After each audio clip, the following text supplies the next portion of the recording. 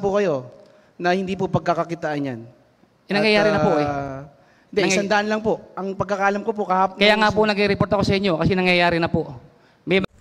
Welcome back sa aking YouTube channel. Para sa mga first time po nanonood, please click nyo na yung Jerry Miss TV. Anyway guys, wala nang bayad o libre lang. Tulong mo na lang din sa kapwa mo. Alright, thank you very much po. So, kumusta po sa mga isko niyan? Good evening, good morning, good afternoon. Kung saan man kayo naroroon dito sa ating bansa o sa ibang bansa guys. Alright? So, yan. Yorme tayo ngayon guys. So, topic natin for today's video, Yul Servo, asupalpal ni Konsehal Awi. Yan guys. Si Konsehal Awi kasi isang talagang parang kadugtong na bituka na. Kasabayan sa hirap itong si Yorme Escudero. Kaya nang unang-una itong nagtatanggol. So, ang topic natin ngayon ay tungkol dun sa e-trike na nandyan dito sa Maynila. Ewan ko guys kung nakasakay na kayo kasi ako sumasakay ako dyan. Pag pumupunta ako ng Divisoria, mga 20 pesos lang nandun ka na, komportable ka lang. So, ang ano pala dyan, ang issue pala dyan, ay may boundary pala yan guys ng 100 pesos nung panahon ni Yorme. Actually, nauna yan kay Erap, tinuloy lang ni Yorme. Tapos nung tinanggal na sa committee, o position itong si Konsehal Awi, naging 200 na daw. Nagsumbong yung mga operator doon. Siyempre, di ba guys, pag i-trike lang, malaking bagay na yung 100. Eh kung dadagdagan mo pa, 200, di isang kilong bigas na yun.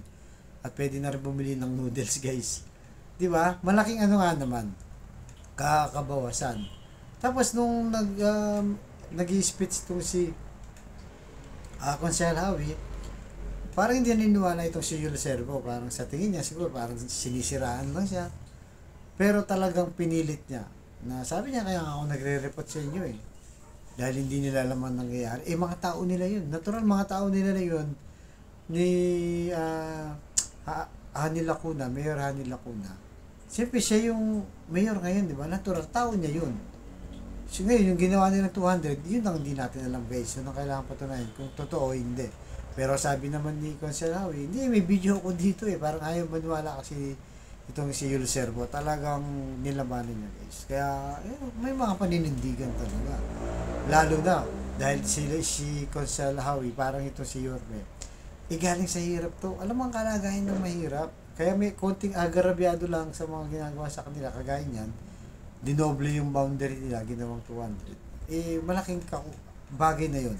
Sa ibang tao, siguro, ang 100 pesos, eh, magkano lang, di ba? Madali lang gastusin yun, maliit na bagay. Pero sa kanila, malaki yun.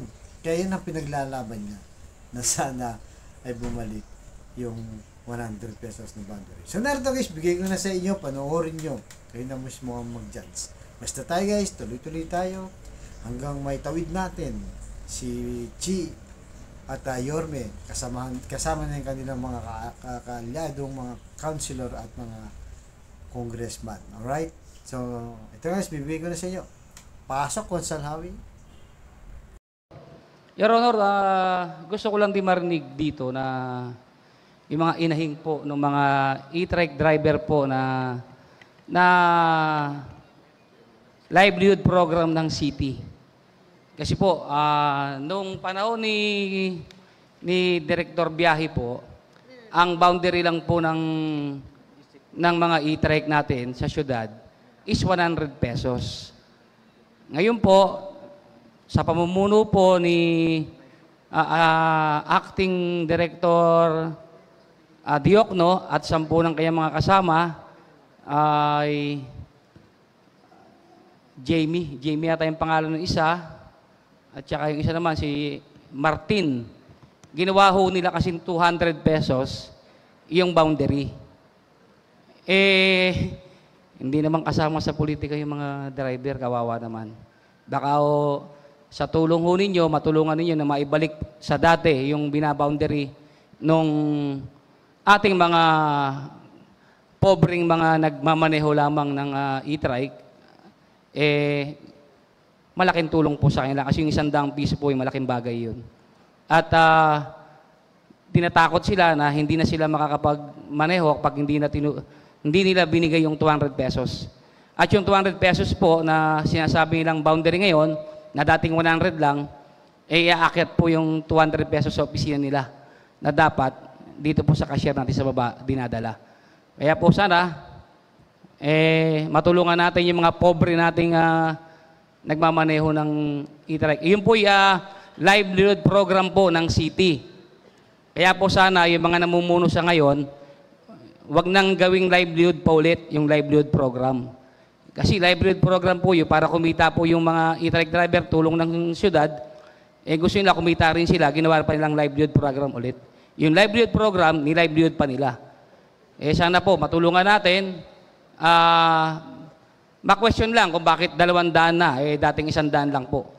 Kawawa naman po ang ating mga mahihirap sapagkat ako po yung dating namumuno ron. Ngayon, nailipat na ako sa iba. Wala akong problema sa pamumuno, kanila na po yun. Ang akin lang po, wag sana nang gipitin nila acting Diokno, Martin, at yung Jamie na sinasabi na tinatakot sila pag hindi nagbigay ng 200 pesos, hindi na sila makakalabas. Kawawa po, Your Honor. Kawawang kawawa po sila. Yung 100 piso po, malaking bagay po. Sana po, wag silang madamay, dahil wala naman silang kinalaman. Maraming salamat, Your Honor, at magandang hapon sa inyo. Maraming salamat po, Councilor Wisia. Meron po bang kumikita doon? May kumikita po ba doon sa livelihood program na yan? Pag ginawa pong 200, may kikita po. Kasi ang boundary natin 100 pesos lang. Pero ang alam ko po, ang sabi po sa akin ni Mayora, 100 lang po ang Yun na po, boundary kawawa naman si Mayora kung madadamay siya sa 200 na sinisingil nila. Kawawa po. Pero makakasa po kayo na hindi po pagkakakitaan yan. Nangyayari na po Hindi, 100 lang po. Ang pagkakalam ko po kahapon. Kaya nga po nag-report ako sa inyo kasi nangyayari na po.